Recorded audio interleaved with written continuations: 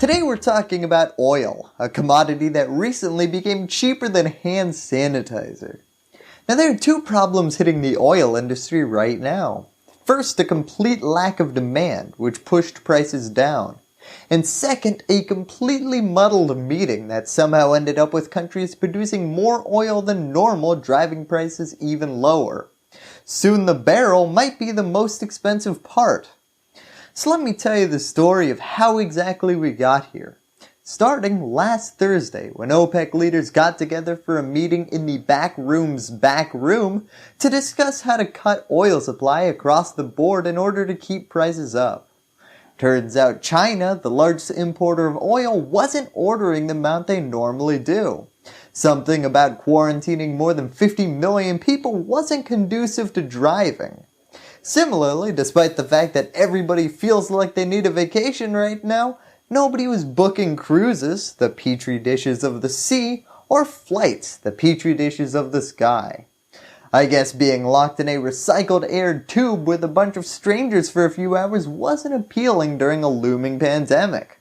Quick life hack, cough twice and you get both armrests. So people aren't buying oil like they used to. What are we gonna do about this? Well, give them less oil. Iran's oil minister confirming earlier reports that OPEC ministers have agreed to an extra 1.5 million barrels a day cut in oil production. OPEC ministers also want non-OPEC states to contribute reductions of 500,000 barrels a day to hit that cut. So last Thursday, OPEC met and agreed to massive cuts in oil production. Great! Wow, this was a short episode. The latest crash, though, is the result of a failed agreement between the OPEC oil cartel and its ally Russia.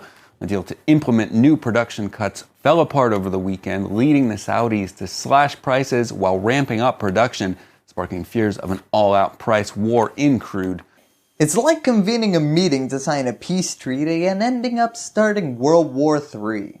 This meeting ended with everybody doing the literal exact opposite of what they set out to accomplish. Now this brings us to the core problem, because we find ourselves in a classic case of prisoner's dilemma. If everybody cooperates and cuts production, well then everybody's going to be selling less at a higher price. Yay! Everybody wins! Except the consumers across the world. But what if everybody else cuts production to keep the prices up, but you boost production, so you're selling a lot of oil at a higher price? Well, you're definitely sitting pretty in that case. Of course, the problem here is everyone immediately sees you profiting off of their cuts and says, well, we're not keeping the price up so that this other country can make a quick buck. I'm gonna make as much oil as I possibly can to benefit from this price while I still can. Next thing you know, you have oil prices so low you'd have to democratize the entire Middle East for similar results. We're talking a 30% drop in price, the largest since 1991. So, who was the first to defect? The Saudis' decision was in retaliation for Russia's refusal on Friday to join OPEC countries and a cut in production in response to the coronavirus outbreak, which has slowed demand for oil. Russia? Of course, this leads to the obvious question, why? I mean, the cause and effect here is so obvious, and with this price war, Russia is losing $100 million every day. Now, a phrase that popped up in every article I read on this issue is, no one but the Russian government knows exactly why they refused to extend the production agreement. The theory that comes up most is that they're either doing this to spite or join America. You see, ever since the shale revolution, America's become the largest producer of oil and is preparing to export more oil than Saudi Arabia soon. And the only people our oil companies answer to are investors. America's private oil companies have been huge beneficiaries of state-owned oil companies working together through OPEC to create a false scarcity that we can fill. So thank you, OPEC, for literally subsidizing our shale revolution. From Russia's point of view, all this strategy was doing was propping up US oil producers at the expense of everyone else. While it still made financial sense to prop up prices, man, that would annoy the heck out of me too. So this brings us to today, and another phrase I keep hearing, price war. What does that mean? Grab your price guns, everyone, and let's storm St. Petersburg. Beep, beep, beep. The market turmoil began when Saudi Arabia, the world's largest oil exporter, started a price war by announcing plans to boost production. So what's a price war? Well, think of OPEC's goal of stabilizing prices, and then think of literally the exact opposite of that plan. This new strategy is a competition between Saudi Arabia and Russia, seeing who can sell the most oil at the lowest prices, eating away at the other country's market share, and eventually trying to put the other country's oil industry out of business. Boy, that escalated quickly. Even though prices are low, individual oil producers have an incentive to pump more oil, hoping that higher volumes will help offset the lower prices. But when all big producers try to pump their way out of lower prices, it makes things worse for everyone. If you're making less money per barrel sold, well then you can either sell more barrels of oil or start a GoFundMe page and hope for the best. Of course, remember, demand is currently falling, so everybody's competing for a larger slice of a shrinking pie. This is gonna get ugly, especially for bystander nations. A major drop in oil prices would hurt producers around, particularly Venezuela and Iran, whose oil-based economies are already under pressure from American sanctions. Man, those guys cannot catch a break. This of course leads to the question, how do you win a price war? Are we in a game of chicken, if we are to use game theory parlance here, where Saudis cut OSPs and Russia's not maybe able to contend with a lower oil price?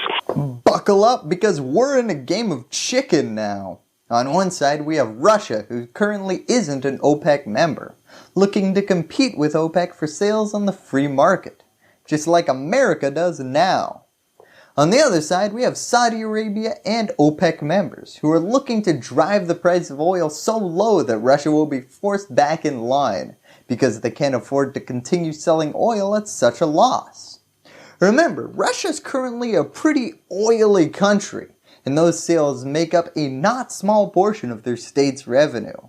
Start chipping away at those numbers and you might not have a Russian revolution, but you're definitely going to have Russian de-evolution. OPEC tried this exact same strategy against America a few years ago.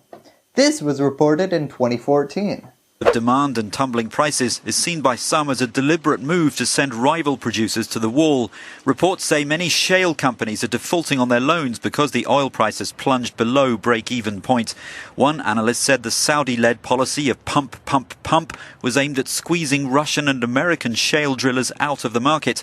Yes, back then Saudi Arabia tried to bring America back into the fold with a strategy of pump, pump, pump to temporarily drive down prices and put shale companies out of business.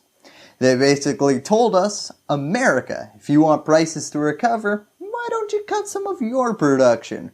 We're not cutting ours. After 2 years of price fighting starting in 2014 and ending in 2016, Saudi Arabia finally blinked. As The Economist reports, exactly 2 years after Saudi Arabia coaxed its fellow OPEC members into letting market forces set the oil price, it has performed a nifty half pirouette. Wow, pretentious word choice there, Economist. On November 30th, it led members of the oil producers cartel in a pledge to remove 1.2 million barrels a day from global oil production. Yes, America told OPEC to go frack themselves. Because we shirked off OPEC during that 2-year period, when Saudi Arabia sends an all-email to cut oil supply, we're not on that list. We just keep pumping it out independently as an OPEC competitor. Russia's sitting there supporting the oil price to help American companies and thinking to themselves, what are we doing?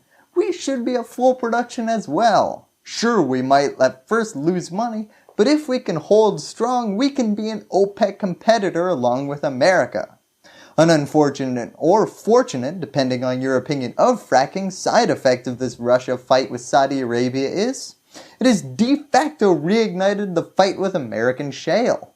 Some of the biggest losers from the debacle in Vienna are undoubtedly US shale oil producers, which generally need oil prices above $50 a barrel to make any money, and which were ironically hoping their OPEC rivals would make production cuts that would keep shale's head above water.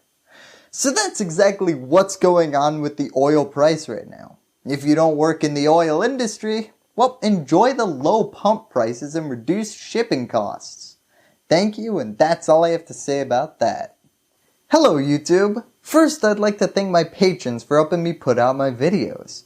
If you want to support independent, nonpartisan news looking into the overlooked, join this growing list of exceptional individuals by clicking on that link in the description.